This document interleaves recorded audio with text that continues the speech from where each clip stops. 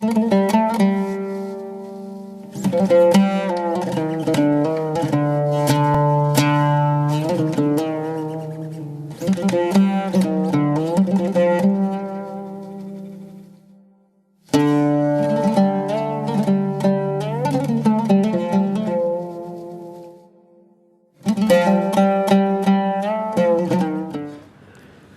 لله رب العالمين، والصلاة والسلام على سيدنا وحبيبنا ونور أبصارنا محمد وعلى آله وأصحابه أجمعين. ئیمانداران و خواناسانی بەڕێز، هەزاران هەزار جار حەمد و سەنای پەروەردگارمان دەکەین کە لە کۆتا و تاری مانگی پڕبەرەکەتی ڕەمەزاندا لە پێشوازی شەوە پڕبەرەکەتەکانی قەدردا بووین و داواکارم لە خوای پەروەردگار خوایە بە گەورەی خۆت لێمان قبوڵ کەی. خوایە گیان ئەو تاعەت و عیبادەتەی کەوا کردمان توێشەبەرەی قیامەتمان بێ و ڕێگا ڕۆشنی دنیامان بێ. خوایە گیان شەوەکانی 27 و کۆتایی لە بەردەمانایە لە ئەهلی قبوڵکراوانی شەوی قەدری تۆ بین یا ڕەب العالەمین. ئامین. خۆشەویستان، بە کۆتایی هاتنی مانگی پڕبەرەکەتی ڕەمەزان دەرسوانەیەک هەیە بۆ هەر یەکێک لە ئێمە، ئەویش بریتیە لەوەی ژیانیش ئاوا تێدەپەڕێ. سەرەتای ڕەمەزان بووەمان دەزانی ڕۆژگارێکی دوور و درێژە، کاتێکیشمان زانی لە کۆتایی داین. تەمەنی هەر یەکیش لە ئێمە وا دەزانین زۆر دوور و درێژە، بەڵام دڵنیا بن ئاوا وەختێ بە خۆمان دەزانین گەیشتووینە کۆتایی تەمەن. وایە بە پێویستی دەزانم ئاوڕێک لە خۆمان بدەینەوە، تۆزێ لە دنیای جەنجاڵ دوور بکەوینەوە و باسێک لە مردن بکەین. لە ناویشیاندا باسی مردنی پێغەمبەرمان صلی الله عليه وسلم. خۆشەویستمان، ڕۆژێکیان لەسەر گۆڕێک بوو، لەو کاتەدا قەبرەکە هەڵدەکەندرا. کاتێک کە قەبرەکە هەڵکەندرا بوو، گڵەکەی دەردرا بوو، ئامادەکرا بوو، پێغەمبەری خوا صلی الله عليه وسلم چووە سەری و ڕوانیە ناو قەبرەکە. سەری هەڵبڕیەوە، چاوی پیرۆز و پڕ ڕەحمەتی پڕ بوو لە فرمێسک. ئالەو کاتەدا سەری هەڵبڕی و سەحابەکانیش هەموو گریانیان پێوە دیار بوو. فەرمووی یا ئیخوانی لمثل هذا اليوم فأعدوا، براکانم بۆ ڕۆژێکی وەکو ئەمڕۆ خۆتان ئامادە بکەن، کە ڕۆژێک ئاوا دێنە چاڵی گۆڕەوە پێش ئەوەی بڕۆنە ناویەوە ئامادەسازی بۆ بکەن. دەچینە خزمەت وەفاتی حەزەتی ڕەسوول الله صلی الله عليه وسلم، ئەو پێغەمبەرەی کە ژیانی هەمووی سەرمەشقی و مامۆستایەتی بوو و وەفات و مردنیشی هەمووی دەرس و عیبرەتە بۆ ئێمە.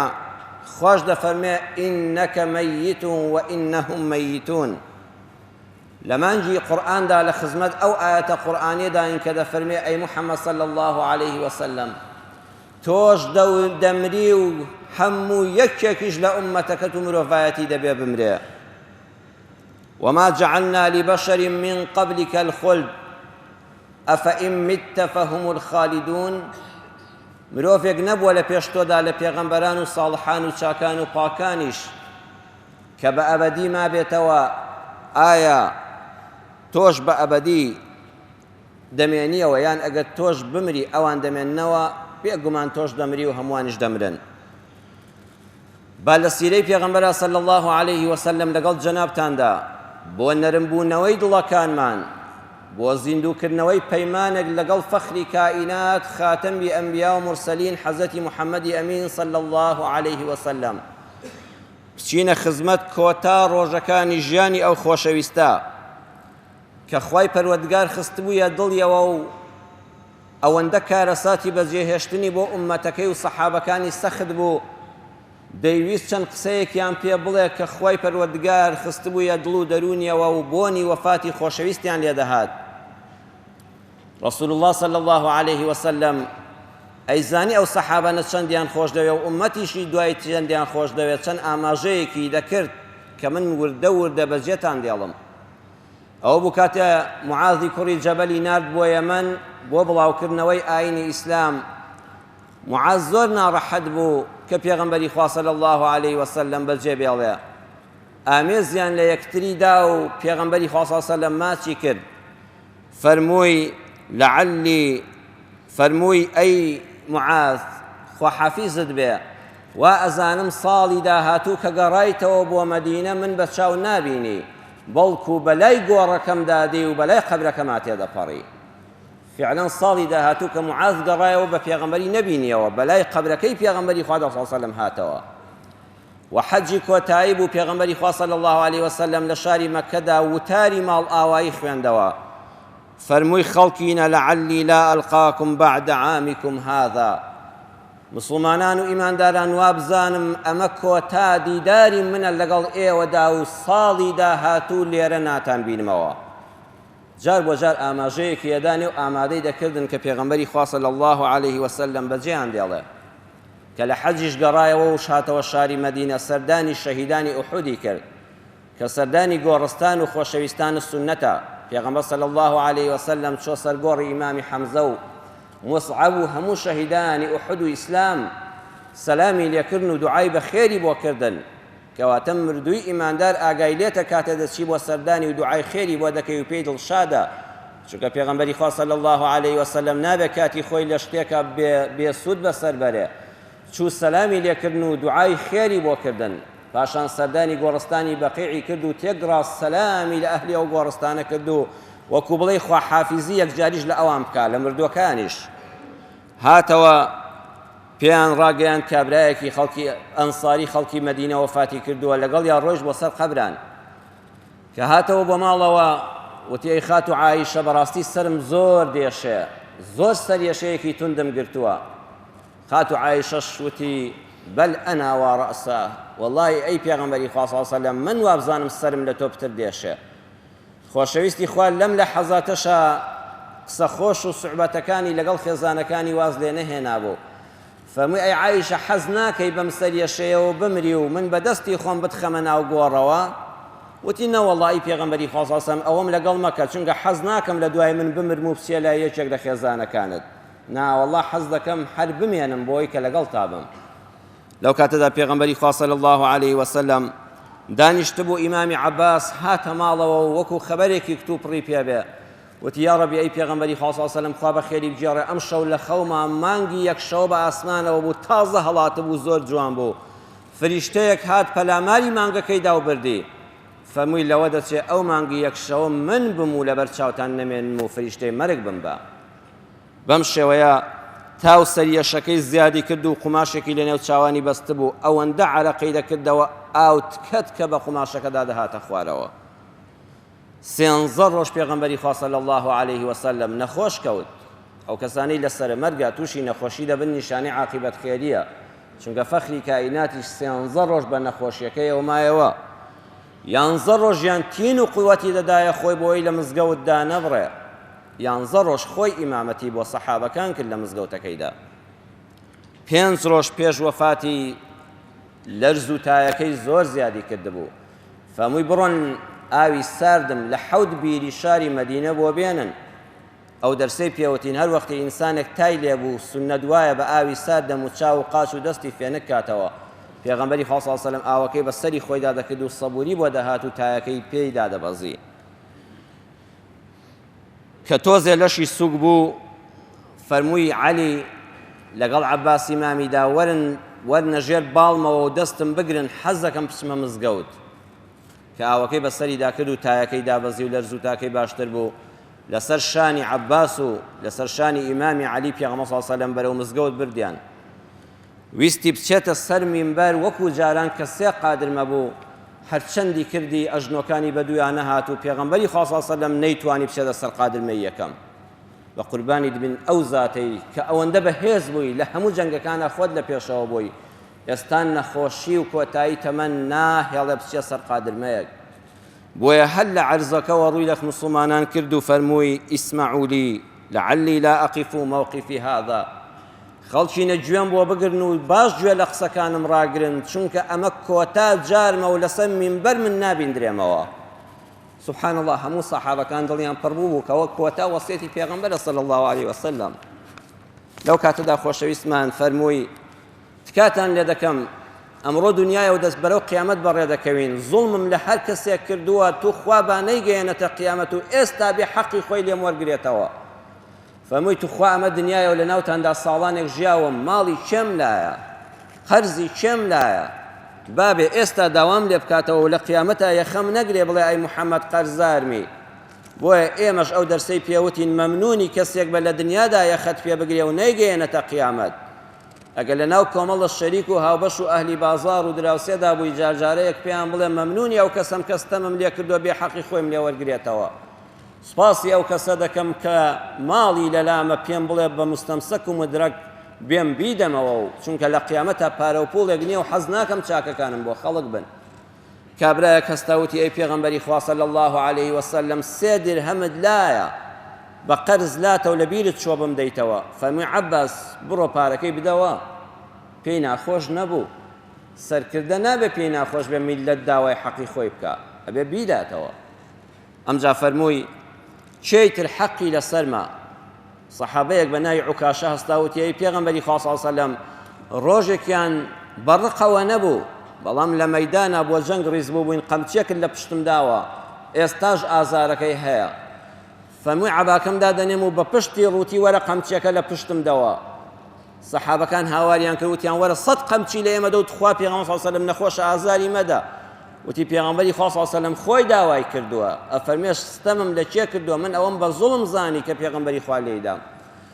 هەرچەند سەحابەکان پێغەمبەر صلی الله علیه وسلم فەرمووی بێدەنگ بن حەقی خۆیەتی مەزلوم دەبێ حەقی خۆی وەرگرێتەوە نابێ پێیان ناخۆش بێ عەباکەی دانا و شانی مبارەکی ڕوت کرد و قەمچەکەی دایە دەست و فەرمووی قەمچێکی بدەنێ وەرە بە ئارەزوی خۆت لە پشتم دەوە مەیگەێنە قیامەت دەفەرمێ سەحابەکە باوەشی بە پێغەمبەری خوا صلی الله علیه وسلم کرد و پڕ بە دەمی شانی پیرۆزی ماچ کرد فەرمووی ئەی پێغەمبەری خوا صلی الله علیه وسلم چێ هەبووە ڕۆژە تۆ قەمچی لە پشتی بدەویستەمی لێ بکەی فەرمووی ئەی بۆ وات کرد فەرمووی حەزم دەکرد دەمم بە ڕووتی بەش لاشەی مبارەکت کەوێ بۆی ئەو دەمەم ئاگری جەهەنەم نەیسووتێنێ حەزم دەکرد ڕاستەوخۆ ئەو شانەی مۆری پێغەمبەرایەتی پێوەیە ماچی بکەم بەم فێڵە ویستم بگەمە جەنابەت پێغەمبەر صلی الله علیه وسلم دوعای خێری بۆ کرد ئەمجا فەرمووی وەسیەتتان بۆ دەکەم دەربارەی ئەنسار توخوا ئاگاتان لە خەڵکی مەدینە بێ چونکە ئەوانە لە ڕۆژی نەهامەتیدا فریام کەوتن دەرسی وەفاداری فێری ئومەتەکەی کرد هەر کەسێ لە ڕۆژی مەینەتی و هەژاری و داماویدا فریاد کەوت لە کاتی دەسەڵاتە لە بیری مەکە ئەی سەرکردەی وڵاتەکەم ئەی کار بەدەستانیەم کوردستانە ئەو خەڵکانەی لە کاتی شۆڕش و لادیەکان و قوربەسەریدا بە دەورتانەوە بوون و پشتیوانیان لێکردن و ماڵ و منداڵیان بۆ قوربانی ئێوە توخوا لە یادیان مەکەن وەسیەت بکەن بۆ کار بەدەستانی حکومەتەکەتان بڵێن ئاگاتان لە ڕەش و ڕووتی لادیەکان و خەڵکی فەقیر و هەژاری شارەکان بێ چونکە ئەوانە لە شۆڕشە پشتیوانمان بوون بۆیە ڕەسوول الله صلی الله علیه وسلم فەرمووی توخوا وەسیەتتان بۆ دەکەم دەربارەی ئەنسار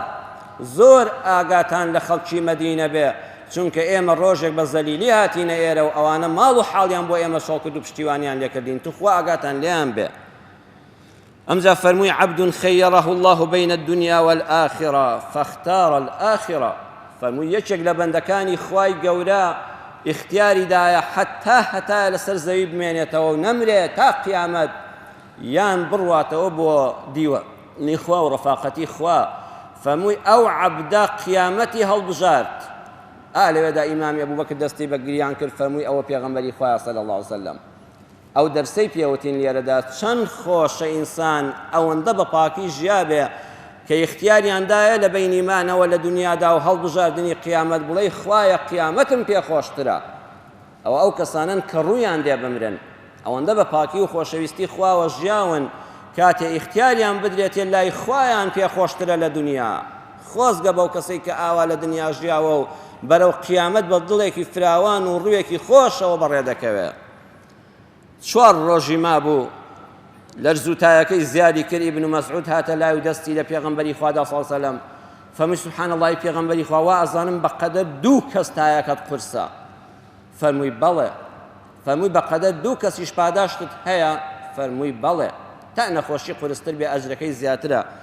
لێرەدا پەیامێکی دا بە نەخۆشەکان ئەو کەسانی لەش بە ئازارن موژدەی پێغەمبەر صلی الله علیه وسلم وەرگرن ما من مسلم يصيبه أذى من مرض فما سواها هر کەسێک نەخۆشیەک بگرێ ئازارێکی توش ببێ و کەمتریش لە نەخۆشی خەم و خەفەت و مەینەتی و قەرزاری و دنیایی و کرێچێتی و زەبوونی ئازار بە دڵ و دەرونی بگا یان بە نەخۆشی ئازار بە جەستەی بگا إلا حط الله بها سيئاته كما تحط الشجرة ورقها. فەرمووی چۆن لە پاییزا دەبینن گەڵای دار هەڵدەوەرێ ئاوا بەهۆی ئەو ئازارە جەستەی و دەرونیەوە خوا گوناه لەو بەندەی هەڵدەوەرێنێ.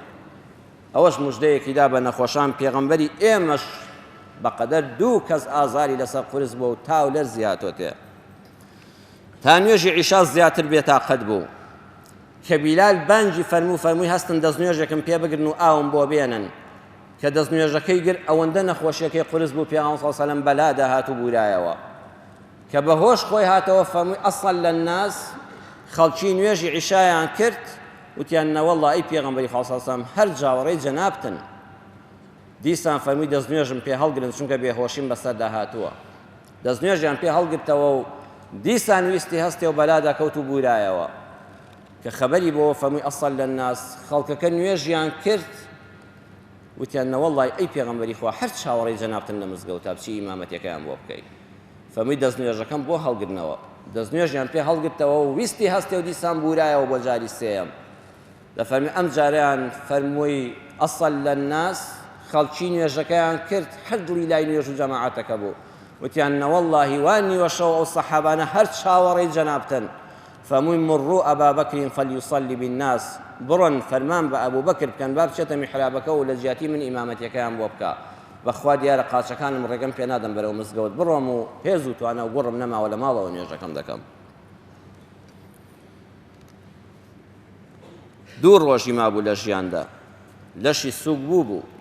لەو کاتەدا چووە مزگەوت ئیمامی بوو بەکر لە خۆشیانە کە هەستی کرد پێغەمبەر صلی الله علیه و سەلەم هات یەکسەر بەرەو دوا گەڕایەوە. پێغەمبەر بە دانیشتنەوە دانیشت و دەستی خستە سەر شانی و فەرمووی لە شوێنی خۆت بمێنەوە.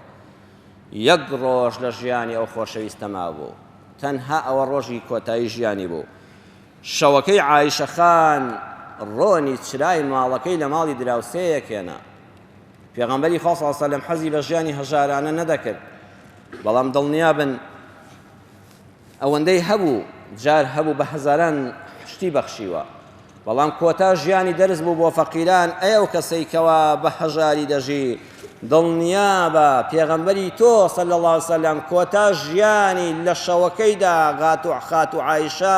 لە ماڵی دراوسێکەیان ڕۆنی چراکەی هێنا و زەیتەکەی هێنا و چراکەی داگیرسان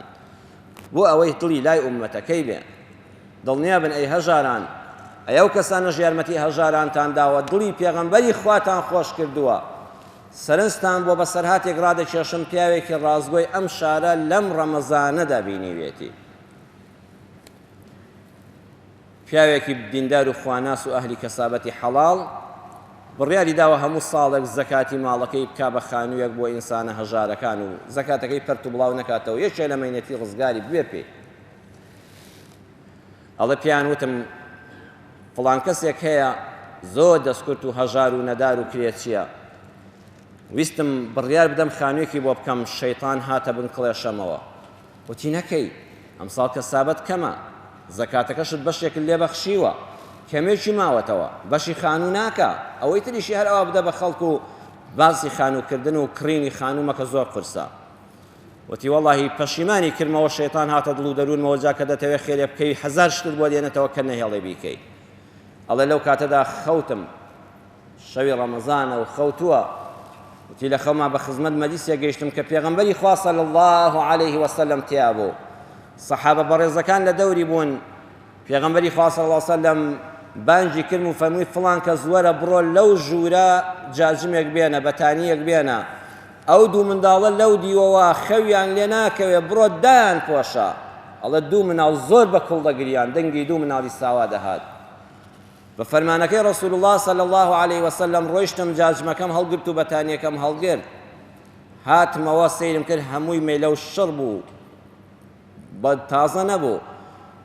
الله ئەکبەر یان کرد سەحابەکە ئەوەیان بینی ئەوە لە ماڵی پێغەمبەرە صلی الله علیه و سەلەم دەفەرمێ منیش دەستم کرد بە الله ئەکبەر و تەسبیحات ڕۆیشتم لە ژوورەکەی ئەو دیوە دوو مناڵم بینی دوانە بوون شیرە خۆرە بوون دوانە بوون یەکیان کوڕ بوو یەکیان کچ بوو دام پۆشین و مناڵەکان بێدەنگ بوون. پێغەمبەری خوا صلی الله علیه و سەلەم ڕووی گەشایەوە زۆر دڵی پێخۆش بوو. خەبەرم بۆوە یا ئیلاهی دەبێ ئەو خەونە مانای چی بێ. سەعات نۆوەتی هاتم بۆ بەردەمی مزگەوتی کۆڵانەکەی خۆمان قەدەری خوا ڕێم کەوتەوێ سەیر دەکەم ئەو سایق تەکسیەی کە من بە تەمابووم لە کرێچێتی ڕزگاری کەم لەوەیە کە قەت پێشتر لەوێ نەوەستاوە هیچ موعیدێکمان نەبووە تێپەڕیم بەلای لاویوتێرنێک بوو ناچار گەڕامەوە بانگی کردم و پەڕیەوە بۆ لام وتی فڵان کەس توخوا ئەگە شتێکت بۆ دەکرێت فریام بکەوی وتم بۆ وتی وەڵڵی کرێچی ئافرەتێکم کارەبای موەلیدەی ڕاکێشاوە و خۆی موبەریدەی هەڵکردو و لەبەری دەخەوێ ئەگە من موبەریدەکەم پێکەم کارەباکە فڕێداتەوە دڵێ نابێت تۆ هەڵیکەی دوو منداڵی ساواشم هەیە حتا بەیانی دەگریان لە گەرمانە والله ئەم شەو تا بەری بەیانی من و دایکی ڕامانژاندن بە دوانە لەدایک بوون دوو مناڵمان هەیە ئێستا باسی دوانەی نەکرد دوو مناڵمان هەیە لەگەڵ دایکیا بە باوەش دەیانجێڕین لە گەرمانە خەویان لێ ناکەوێ ئەگەر چارەسەرێکم بکەی بە هەر هۆکارێک بێ بە تەمام بەڕاستی بڕۆم لە دەرەوەی شاری هەولێر لەو مجەمەعانە خانوویەک بەکرێگرم ئەگەر هاوکاریم بکەیت تۆ براکانت عەقارات و شتیوان هەیە خانوویەکی تۆزە گونجاو بێ و کرێکەم پێ بدرێ ئەڵێ وتم مناڵەکان دوانن وتی بەڵێ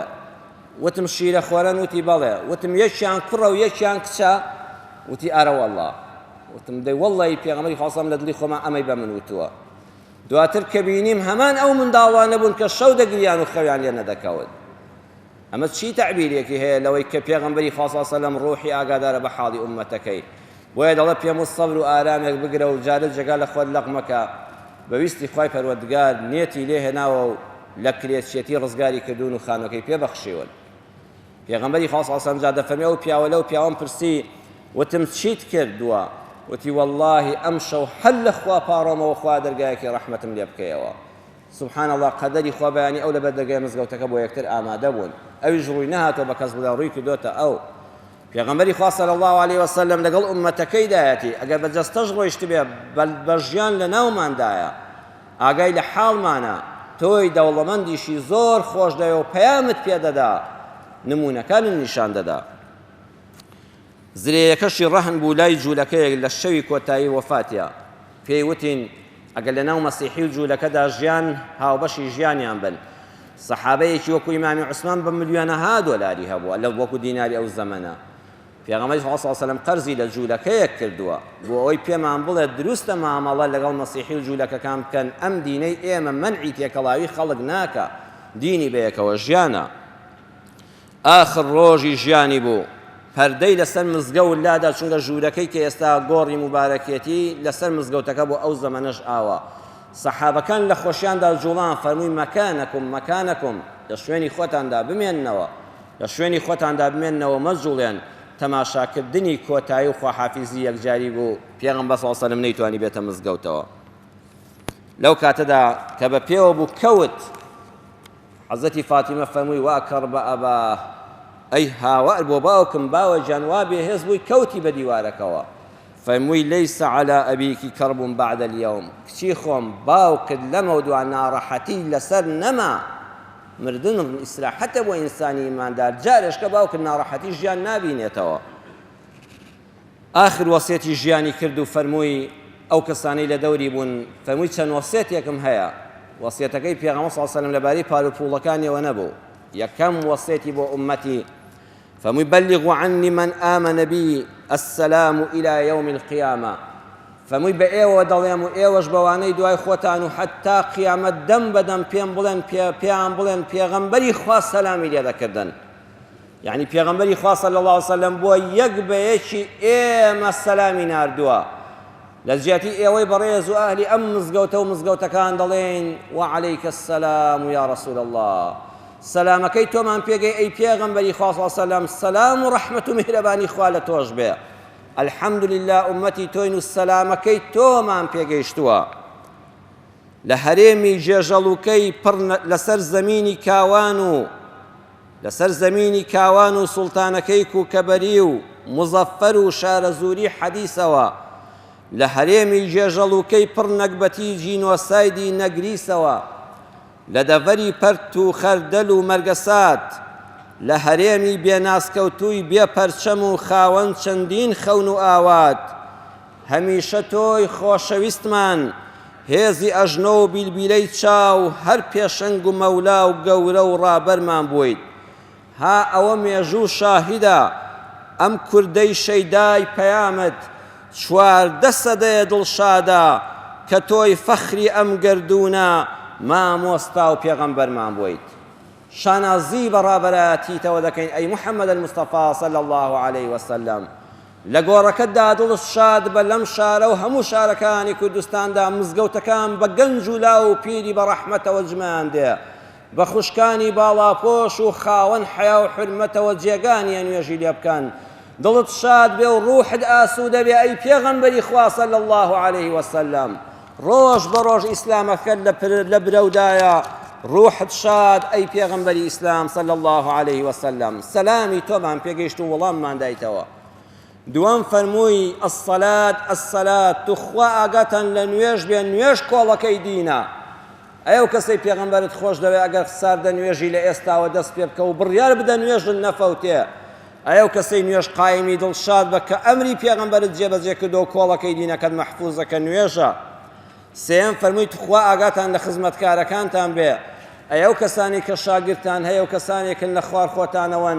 توخوا بە چاوی ڕەحم و بەزەیی و ڕێزەوە سەیریان کەن و ئاگاتان لێیان بێ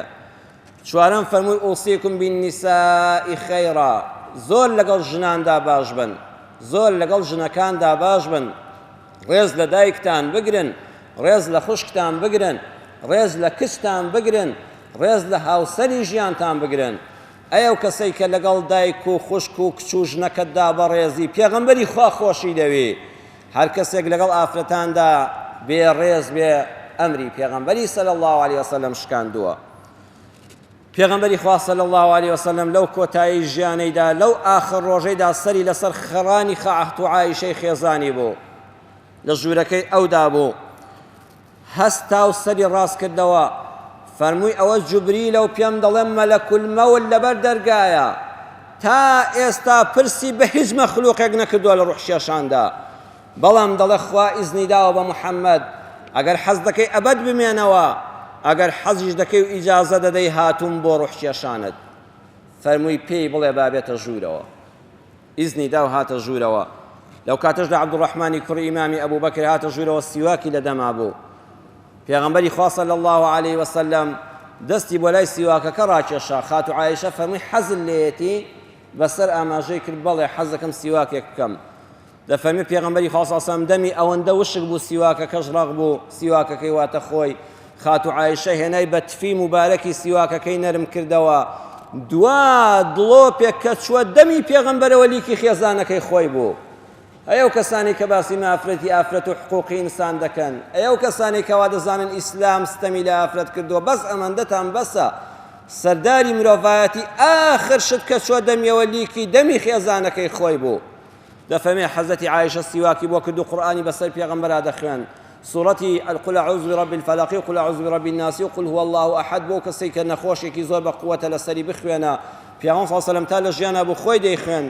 کە توانای نەما بوو خاتو عایشە بەردەوام بەسەریدا دەخوێن سیواکەکەی بۆ کرد و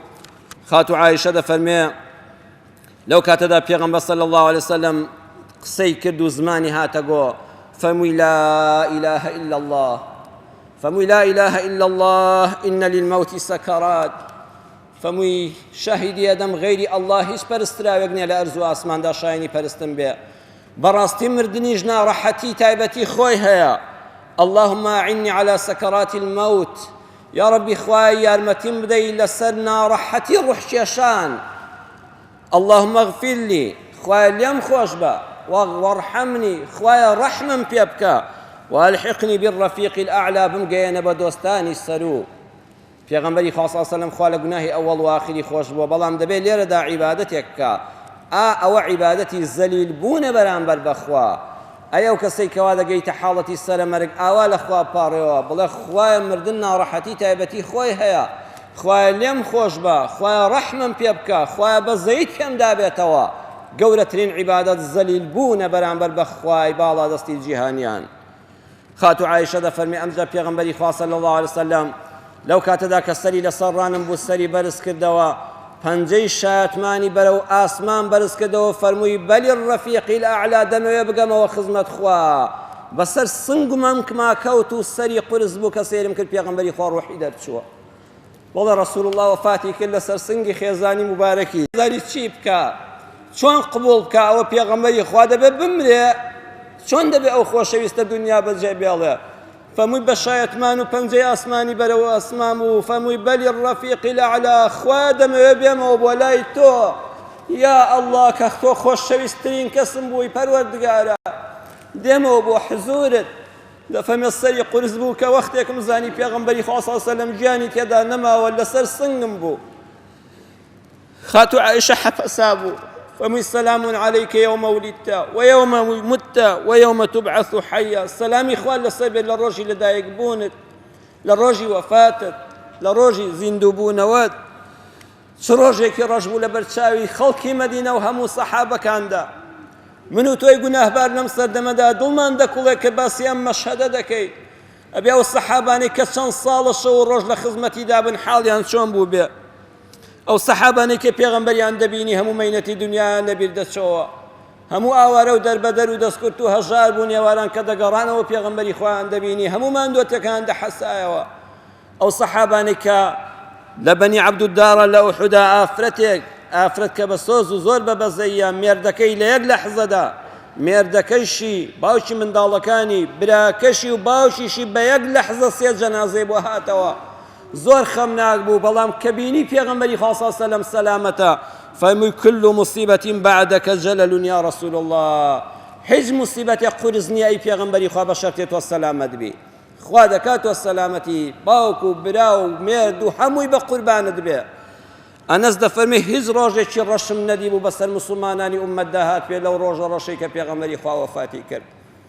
ئەو سەحابانەی کاتێک کە ئامادە بوون ڕۆحیان قوربانی بکەن بەڵام پێغەمبەر دڕکێنە چێ بە پێیە کە خوبەیبیان بەرەو سێدارە برد ئەبوو سوفیان لێی پرسی حەزن نەدەکرد لە ماڵەکەی خۆت دابوویایە و ئێستا لە شوێنی تۆ محەممەدی ئەعدام بکرایە وتی ناوەڵڵی حەزم نەدەکرد لە باوەشی خێزانم دابوومایە و محەممەد لە ناو جێگاکەی خۆیدا دڕکێ بە قاچیا بچوایە لە بوخاریدا دەفەرمێ ئەبوو سوفیان وتی ما رأيت أحدا يحب أحدا كحب أصحاب محمد محمدا کەسم نەبینی وە لە ژیانە کەسێکی خۆش بوێ بەقەدەر ئەوەی کە سەحابەی محەممەدیان خۆش دەوێ ئەوەندە خۆشەویست بوو بیلالی حەبەشی بانگدەری چەند ساڵەی پێغەمبەر صلی الله عليه وسلم کاتێک کە پێغەمبەری خوا صلی الله عليه وسلم جەنازەکەی لەوێ بوو بانگی نیوەڕۆ هاتە پێشەوە خەریکی گۆڕ هەڵکەندن بوون لەو کاتەدا کە بانگیدا و گەیشتەوە ئەشهەد ئەنە محەممەدە ڕەسوول الله ئیتر کۆتایی بە بانگەکەی هێنا ئەو بانگە نەوترا بانگەکەی بۆ تەواو نەبوو بۆیە هاتە خزمەت ئیمامی ئەبوبەکر و فەرمووی ئەی ئیمام تو خوا ڕێگەم بدا شاری مەدینە بەجێ دێڵم فەرمووی چۆن وا دەکەی تۆ بانگدەری پێغەمبەری خوا صلی الله علیه وسلم فەرمووی دەزانم یەک نوێژ لە ناوە مزگەوتە بە 1000 نوێژ خێری هەیە واللهی چاوم بەرایی نادا هەرچەند جەنابەت و ئیمامی ئەبوبەکر و عوسمان و عەلی لێرەن عەبدوڕەحمان و زوبەیر لێرەن بەڵام بەو خوایە چاوم بەرایی نادا ئەو مینبەر و میحرابە بەبێ ڕەسوول الله ببینم لە دوای ئەو دڵم بە کەس ناکرێتەوە شاری مەدینەی بەجێهێشت و بەرە وڵاتی شام ڕۆی ئاخری ڕۆژێکیان پێغەمبەری خوا صلی الله علیه وسلم فەرمووی بیلال بێوەفای هەر سەرێکمان لێ نادەی دوای چەند ساڵ مەدینەی بەجێهێشت دەفەرمێ هاتەوە نیوە شەو بوو چۆن مزگەوتی پێغەمبەرەوە صلی الله علیه وسلم ئیمامی حەسەن و حوسێنی لێبوو مزگەوت تاریک بوو باوەشیان بە یەکا کرد و کوتیان تو خوا یەک جاری تر بانگ بڵێەوە بیلال بانگی بەیانیدا کە گەیشتە ئەشهەد ئەنە محەممەدە ڕەسوول الله خەڵک وایان زانی پێغەمبەری خوا زیندوو بووەتەوە جارێکیکە بیلال لە بانگی گریانیدا و دیسان بانگەکەی بۆ تەواو نەبووە و مەدینەی بەجێهێشتەوە لە سەرمەرگا لە شاما لە غەریبی داشنەکەی وتی ئەی هاوار بیلال دەمری فەرمووی وامەڵێ غەدەن ئەلقە الئەحیبە محەممەدەن وەحیزبە ئاواتەکەم هاتە جێ خۆزگەم بەو کاتەی کە دەمرم و بە خزمەت محەممەد المستەفا دەگەمەوە خۆ من لە دوای ئەوە چەند ساڵە بە مردوو حسابم چەند ساڵە لە گۆڕام ئەمڕۆ ئاواتەکەم دێتە جێ کە بە خزمەت ڕەسوول الله بگەمەوە ئۆ خەی بە مردنێک کە لە خزمەت پێغەمبەرا کۆ ببمەوە ئاوا بژی لەم دنیادا ئاوا بژی لە خزمەت پێغەمبەردا صلی الله عليه وسلم کەم مردی یەکسەر بە خزمەتی بگەی بڵێ ئۆخەی ئەگەر لە ناو ژن و منداڵ و خەڵکی دەڕۆمە دەرەوە سوپاس بۆ خوای گەورە بە خزمەت پێغەمبەری خوا دەگەم هەر یەکێک لە ئێمە دەتوانێت بە خزمەت پێغەمبەر بگا صلی الله عليه وسلم لەو کاتەدا ئیمامی عومەر دڵی قبوڵی نەدەکرد پێغەمبەر مردبێ فەرمووی قەسەم بەخوا هەر کەسێ بڵێ محەممەد المستەفا مردووە بەو شمشێرە زمانی دەبڕم ئیمامی ئەبوبەکر لە دەرەوەی شار بوو کە گەڕایەوە فەرمووی عومەر بێدەنگ بە و بوەستە زمانی کەس مەبڕە سەرچەفێک بەسەر ڕەسوول الله داداندرا بوو سەرچەفەکەی لادا و هات سەیری پێغەمبەر ڕاستە وەفاتی کردووە دڵی گەورەی دەوێ بۆ مووقیفە ئەبێ ئەبوو بەکر هەبێ لە ئومەتا فەرمووی باوکو دایکم بە قوربانت بێت تبتە حەیەن ومەیتەن یا ڕەسوول الله چەندە دڵسۆز و شیرینی و چەندە پاک و بۆن خۆشی بە زیندوی و بە مردووی بۆنی جەنازە لێ نایە بە مردووی بۆن لە کاتی زیندوێتی خۆشترە فەرمووی خەڵکی نەبزانن خوا دەفەرمێ ئینەکە مەیتون وئینەهم مەیتون ئەبێ محەممەدیش بمرێ ڕەسوول اللهش بمرێ ئیمامی ئەبوو بەکر سوێن دەخوا عومەر دەفەرمێ سوێن بەخوا کە ئیمامی ئەبوو بەکر ئەو ئاەتەی خوێندەوە دەبوو بە حیاتی قورئانم نەخوێندەوە کە باسی وەفاتی پێغەمبەر دەکات صلی الله عليه وسلم ئەمجا بە خاکیان سپارد دەرس و عیبرەتەکانی بۆ ئێمە بەجێهێشت و ئەویش ئەوەیە هەمومان ئەم دنیای ئاوا بەجێدێڵین لو كانت الدنيا تدوم لواحد لكان رسول الله فيها مخلدا ئەگە دنیا وەفای بۆ کەسێک ببووایە و بمایەوە بە ئەبەدی دەبوایە محەممەد المستەفا قەت دنیای بەجێ نەهێشتایە سەفەرێکی کاتیە و بەڵام خۆش بە حاڵی ئەو کەسەی کە ئاوا بەسەر بەرزی دەڕواتە دەرەوە ڕووسوری بۆ ئەو سەرکردەی کە ئاوا بە خۆشەویستیەوە گەلەکەی بەجێ دێڵێ کە ئاوا دەڵێ دینارێکی چێم لایە بابی دەمەوە زوڵمم لە چێ کردووە ئێستا ئامادەم تۆڵم لێ بکاتەوە بەسەری بەرزەوە بەرەو لای خوا دەڕوە لە وەفاتیدا ئەو پەیامەی پێداین کە ئیمامی ئەبوو بەکر بۆی خوێندینەوە لەسەر جەنازەی پێغەمبەر بوو صلی الله علیه وسلم فەرمووی خەڵکینە من كان يعبد محمدا فإن محمدا قد مات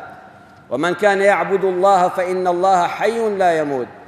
خەڵکینە ئەو کەسەی کە محەممەدی دەپەرست محەممەدیش وەفاتی کرد و کۆتایی پێهات و چۆ دیوانی خوا بەڵام ئێوە ئەگەر خوا پەرستن خوا حەی لا یەموت و قەد مردنی بەسەردانایە بۆیە ئەم پەیامەی ئیسلامی ئێمە قەد نامرێت چونکە خاوەنەکەی پێغەمبەریش نییە هی خوایە خوای گەورە هەرماوە ئەگەر خوات خۆشویست لە ڕەمەزاندا ئەو خوایی لە دوای ڕەمەزانیش دەیپەرستی هەر ئەڵڵایە سارد مەبەوە لە خواپەرستی خوا دیفاع لە ئیمانداران دەکا خوا دەستی پێمانەوەیە دڵنیابن بە ئیزنی خوای گەورە ئەم وڵاتە پارێزراو دەبێ بە ئاوەدانکردنەوەی ئەم شەوانی قەدرە بەم دڵسۆزیە لەلایەن ئەو هەموو گەنج و پیر و خوشک و برایەوە ئینشاءڵڵا کوردستانی عەزیزمان خوا دەیپارێزێ موژدەتان لێبێ پێغەمبەری خوا خۆشی دەون موژدەتان لێبێ خوا خۆشی دەون موژدەتان لێبێ ئەم جەمعە بە ئیزنی خوای گەورە ئومێدمان بە ڕەحمەتی خوا وایە لە خزمەت پێغەمبەرا کۆ دەبینەوە چەندە شەیدای ئەو زاتەینی کە بە باسکردنی دڵمان دەکڵێ ئای چ خۆشە ئەو ڕۆژەی لە بەهەشتا بە خزمەتی دەگەین ئەوە هەموو بەهەش دێنە کە بە خزمەت ڕەسوول الله دەگەی کە زاتی جەلە جەلالوه ئەڵڵا دەبینی دڵتان خۆش بێ بە تەباییەوە بژین پەیامی ئیسلام پەیامی خۆشەویستیە ئاوا بە خۆشەویستی لە ناو خەڵکا بژی بۆی بە حورمەتەوە دنیا بەجێبێڵی پەیامی بەیەکەوە ژیانە پێغەمبەری خوا صلی الله علیه و سلم ڕێزی لە هەموو ئاین و بیر و بۆچوونێ گەر ئیسلامێک جێبەجێ بکەین کە ڕێز لە هەموو کەس دەگرێ پابەند بین بە دینەکەی خوای پەروەردگارەوە و داوای لێ بکەین و بڵێن یا ڕەبی خوای ڕەحممان پێ بکەی یا ڕەبی خوای ڕەحممان پێ بکەی خوای پەروەردگار ڕوومان کردە ماڵەکانت ماڵەکانمان ئاوەدان کەی خوایە بۆ پێغەمبەرەکەت فرمێسکمان ڕشت خوایە گیان ئەو فرمێسکانە بە هەر شوێنێک کەوتبێ ئاگری دۆزەق نەیسووتیان یا ڕەب العالەمین خوایە ئەم میلەتی کوردە پەیامەکەی ڕەسوول اللهی قبوڵە پابەندی کەی بەم ئیسلامەتی و دینداریەوە خوایە ئەم کوردستانە بە هەموو شار و شارۆچکەیەکیەوە ئاوا لە خزمەت پەیامەکەی تۆدایە یا ڕەبی خوایە تۆش بیپارێزی خوایە بە بەرەکەتی پێغەمبەر بیپارێزی ئەم مزگەوتانە بە ئەمن و ئەمانەوە عیبادەت و خواپەرستیان بۆ هەمیشە تێدا بکرێ کوردستانی ئازیزی موسڵمان بپارێزی خوایە ئەو کەسانش کە دیفاع لەم کوردستانە دەکەن لە برایانی هێزی پێشمەرگە و ئاسایش و پۆلیس و هێزەکانی ناوخۆ کە ئەمن و ئەمانی موسڵمانان دەپارێزن خوایە ڕەحمیان پێ بکەی و بیان پارێزی خوایە ڕەحم بە ڕۆڵەی موسڵمانان بکەی لە هەر شوێنێکن یا ڕەب العالەمین خوایە ڕەحم بە ڕۆڵەی موسڵمانان بکەی لە ئەوروپا و ئەمریکا و هەموو وڵاتانی سەرزەویدا ڕۆڵەی ئەم خەڵکەن عەقیدە و بیر و باوەڕ و لاشە و جەستەیان سەلامەت کەی بە سەلامەتی بە دایک و باوکی خۆیان شادکەیەوە ئەوەی دی لە دەرگای ڕەحمەتی لێ بکەی و ئازادی کەی ئەوەی بەندە ڕزگاری کەی دڵبەخەمەکان دڵخۆشکەی ئەوەی ئەولادی نییە یا ئەڵڵا لێت دەپاڕێنەوە پێی ببەخشی ئەوەی ئەولادی ساڵحە تەمەندرێژی کەی ئەوەی ساڵح نییە ساڵحی کەی ئەوەی ئاژاوی خێزانی هەیە ئیسلاحی حاڵی بکەی یا ڕەب العالەمین خوای جان ڕۆژی دوعا قبوڵ بوو نەداوان لێ دەکەین ئەو کەسەی نەخۆشە خوای شیفای بدەیت هەر کەسێ جەستەی بە ئازارە دەرمانێک عیلاجێکی بۆ بکەی بە شیفای شافی یا ئەڵڵا ئەو کەسەی دڵ بە خەمە و نەخۆشی دەرونی هەیە خوای بە بەرەکەتی مزگەوت و دەستی بە دەست نوێژی موسڵمانان شیفای دڵ و دەرونی بدەیت خوای چاو بە فرمێسکەکان زەردەخەنە بکەوێتە سەر لێوانیان هەژارەکان دەرگا ڕزق و ڕۆزیان لێ بکەیەوە